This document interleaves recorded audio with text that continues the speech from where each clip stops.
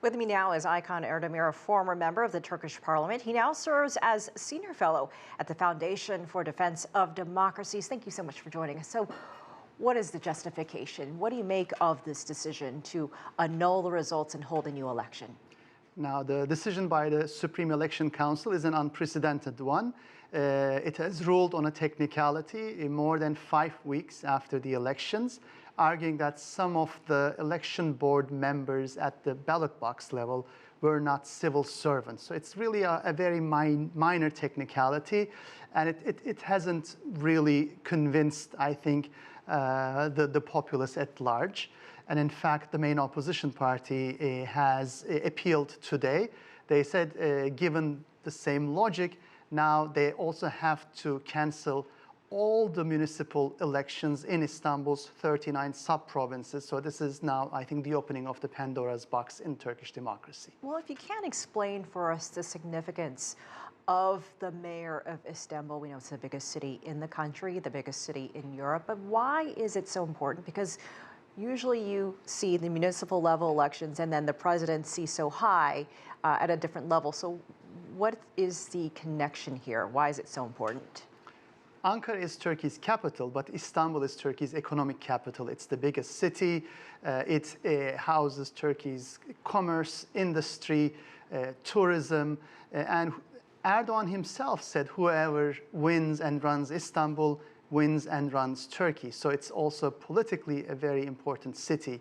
And with the loss of Istanbul, most analysts argue that Erdogan would be in a difficult position because he would no longer have these networks that would allow him to offer spoils to his clients. So the overturning of the mayoral election is also very significant in terms of clientelist politics in Turkey. He used to be a former mayor of Istanbul.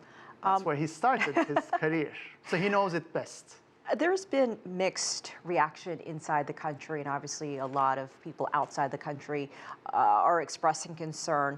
And you mentioned Ankara, there was a new mayor elected there as well. So what are the implications, and what do you see happening next? Now, Turkey is a polarized country, almost neatly divided, 50-50, but something different is happening this time around. For example, earlier today, we have seen two of Erdogan's closest colleagues, his predecessor as Prime Minister and President, Abdullah Gül, and his successor as Prime Minister, Ahmet Davutoğlu, both tweeted that they were really unhappy with the Supreme Election Council's decision to overturn Istanbul's elections. Davutoğlu said, the biggest loss is not losing elections, but losing the moral high ground in the social consciousness. Now, this is really quite strong criticism, given that criticism in Turkey tends to be very mute, especially in the ruling party. So it seems that even within Erdogan's own political movement, this decision has led to some cracks, as some of his closest former colleagues don't seem to be happy about what's happening. So there's a lot of time between now and June 23rd. Do you think we'll actually see another election? And what happens depending on the result of that election? Now, certainly there will be another election. The main opposition candidate who won the first round said that he's running, he's more committed and ready than ever.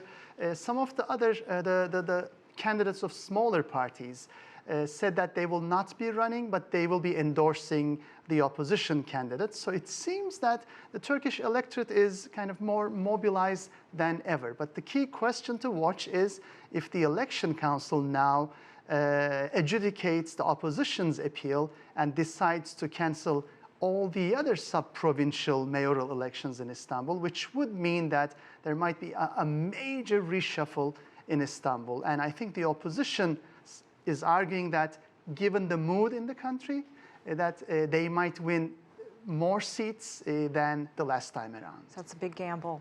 Aykan Erdemir, thank you so much for your time. Thanks for having me.